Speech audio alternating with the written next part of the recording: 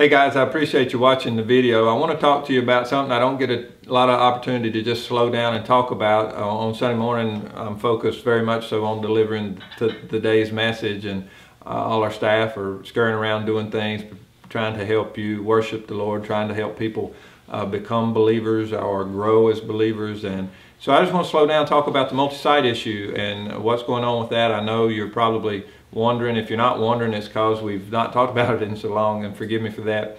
But we currently are kind of on hold with the building that we looked at, the Burlington Lincoln Mercury store. ACC, the local community college, has looked at it for a potential opportunity to buy instead of build. They're looking for a place to do automotive training and heating and air training and electronics training.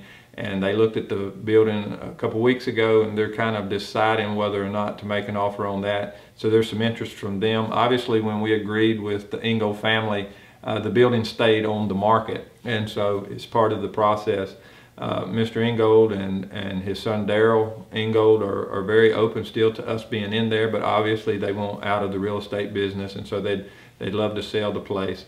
And so just pray. If the Lord doesn't want us there, pray that the Lord blesses their family and sells that property to ACC. Be a great facility for a community college campus if the Lord sees fit for that. But if they're going to do something else and the Lord still wants us there, would just pray that the Lord open that door quickly, and that we get to go on through that. And it's looking like there's a lot of opportunity to do ministry.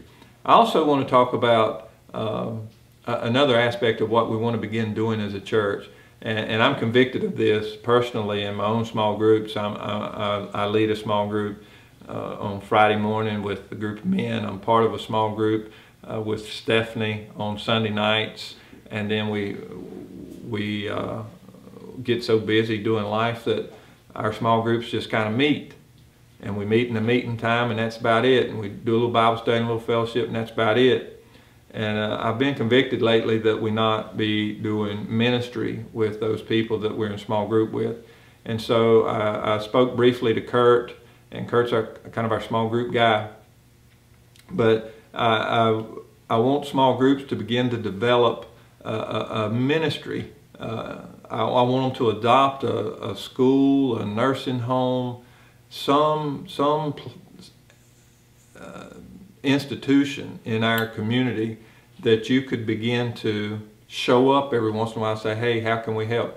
Can we paint some walls? Can we dig around in your flower bed and make it look fresh and new again? Can we provide some pencils? Can we come sing to you? I know one of our small groups currently does that. They go and sing to nursing home residents every so often, a few times a month, I think.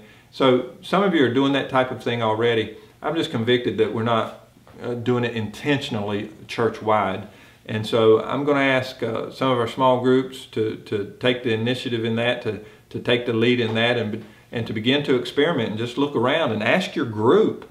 You know, the best way to come up with an idea is to ask them what they're passionate about. I'd love for it to be in our community, within our circles of influence, where down the road it'll benefit us, where people will say, oh, that's that church out there, and it's a church I may consider attending, so that ultimately we get to give a hearing of the gospel to somebody and see them receive Christ as Savior. But if they never come to our church, that's fine. We can still love on them, still minister to them.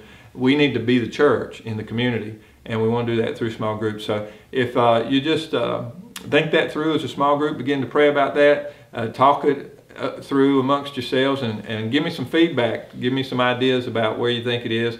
You know, we got AO Elementary School, Western Middle School, and Western High School within spitting distance of our church, and that's just right close. We got Clover Garden, we got, you know, other schools in Burlington. I don't want to start naming them all, but you know where they are. Then we have all kinds of nursing homes. We have plenty of opportunity out there to be the church. So consider where you might begin to be salt and light in a lost and dying world. And I just want to say in closing, I sincerely appreciate all the hard work and all the effort that goes in to Westside being Westside. I don't say it enough. I don't pat you on the back a lot. It's just not naturally who I am. Forgive me for that, but I want to say right now, if you're involved in leading small groups, if you're involved in leading a ministry, if you're involved in ministry, if you're involved in small groups, you are helping us function and exist as a church. And I just want to say thank you. Thank you. And when it's all said and done with, hopefully God will be able to look you right in the eye and say, well done, good and faithful servant. Come on in. You lived a life worthy of the blood my son shed for you. Thanks for watching, and see you Sunday.